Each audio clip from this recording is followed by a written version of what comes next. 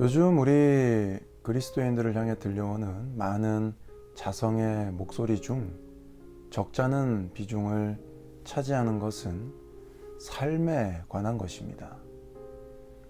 이제는 종교개혁 정신에 입각한 오직 성경, 오직 믿음, 오직 은혜 보다는 말씀적인 삶, 믿음, 은혜가 나타나야 한다는 것입니다.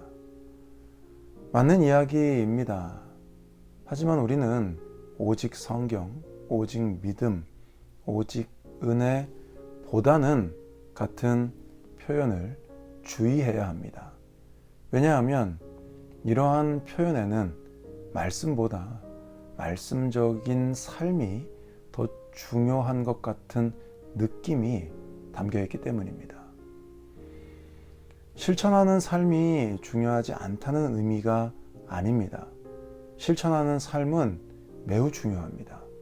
하지만 말씀과 실천을 구별하는 것이나 말씀보다 말씀적인 삶의 중요성을 강조하는 것은 굉장히 위험한 것입니다. 왜냐하면 일단 말씀과 삶은 구별이 되지 않기 때문입니다. 말씀은 말씀이고 삶은 삶인 것이 아닙니다. 말씀은 그 자체가 실천적입니다. 말씀과 삶을 구별하려는 것은 어색하고 인위적인 시도입니다. 다음으로 말씀보다 말씀적인 삶의 중요성을 강조하면 자칫 말씀은 없는 말씀적인 삶만 남을 수 있습니다. 이것에 대해서는 설명이 좀 필요합니다. 살아가다 보면 우리는 종종 예수님은 믿지 않는데 굉장히 착한 사람들을 만나고는 합니다. 천주교나 불교, 심지어 이슬람에서도 자비는 중요한 요소입니다. 그렇다면 이들이 착한 삶을 살고 자비를 베풀 때 어찌되었건 이들은 말씀적인 삶을 살고 있는 셈입니다. 그렇다고 해서 이 모든 사람들이 다 구원을 받는 것은 아닙니다. 착한 행동을 했다고 해서 구원받는 것 아니고 자비를 베푼다고 해서 선한 사람이 되는 것도 아닙니다. 즉, 말씀적인 삶과 우리의 구원은 아무런 상관이 없습니다. 하지만 다른 종교에서는 말씀적인 삶과 구원을 연관짓습니다. 업을 쌓으면 깨달음을 얻고 다음 생에 좋은 삶을 보장받습니다. 착한 일을 하면 구원에 가까워집니다. 천당에 가려면 자비를 베풀어야 합니다. 굳이 그것이 아니어도 좋은 일을 많이 하면 좋은 평판을 얻고 자신에 대한 뿌듯함도 얻습니다. 하지만 우리 그리스도인은 다르죠. 구원을 얻기 위해 무언가를 누리기 위해 말씀적인 삶을 사는 것이 아닙니다. 구원은 믿음으로 얻는 것이고 구원을 얻은 우리는 주님의 형상으로 변화된 새로운 피조물 답게 말씀적인 삶을 사는 것뿐입니다.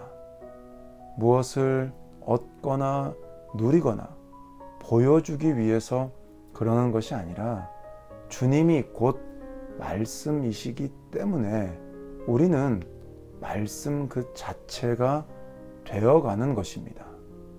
이것을 깨닫기 위해서 일러주시는 것이 바로 말씀입니다. 말씀 없이 아무리 말씀적인 삶을 산다고 한들 이것은 갈 바를 알지 못하고 유리하는 것 그 이상도 그 이하도 아닙니다. 말씀이 없이는 아무런 의미가 없습니다. 말씀과 말씀적인 삶, 이 두 가지는 떨어지지 않는 하나입니다.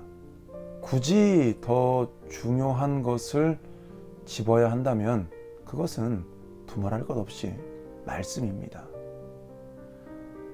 물론 그간 우리 그리스도인의 삶이 온전하지 못했기 때문에 이런 자성의 목소리들이 나타나는 면도 있습니다. 하지만 그렇다고 해서 말씀보다 말씀적인 삶이 중요하다고 주장하거나 단정 짓는 것은 분명한 오판입니다. 우리 모두는 다 말씀 자체가 되어가고 있는, 죄와 싸워 이기고 있는 과정 중에 있는 것임을 기억해야 합니다. 우리는 점점 좋아지고 있는 겁니다. 거듭 말씀드리지만 말씀보다 말씀적인 삶이 중요하지 않습니다. 구원에 대한 말씀의 가르침이 없이는 구원받을 수 없고, 거룩함에 대한 성경의 가르침 없이는 죄를 극복하는, 점점 말씀 자체가 되어가는 그 모습이 나타날 수 없습니다. 그렇기에 하나님이 계획하신 교회는 반드시 말씀 위에 세워집니다. 말씀대로 살아가되 점점 더 계속해서 그렇게 말씀 자체가 되어갑니다. 말씀에서 떠나는 것을 경계하고 두려워합니다. 무엇보다 말씀을 귀 기울여 듣고 깨닫기 위해 배우고 이해하기 위해 노력합니다.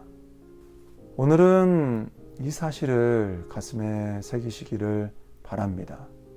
우리 그리스도인에게 말씀보다 중요한 것은 없습니다. 오늘도 이것을 기억하여 말씀 위에 세워지는 우리들, 주님 다시 오실 때까지 계속해서 점점 더 말씀대로 살아가는, 말씀이 되어가는 우리들, 말씀을 절대 떠나지 않고 귀 기울여 들으며 배우고 깨닫고 실천하는 우리들 모두가 되실 수 있기를 간절히 축복합니다.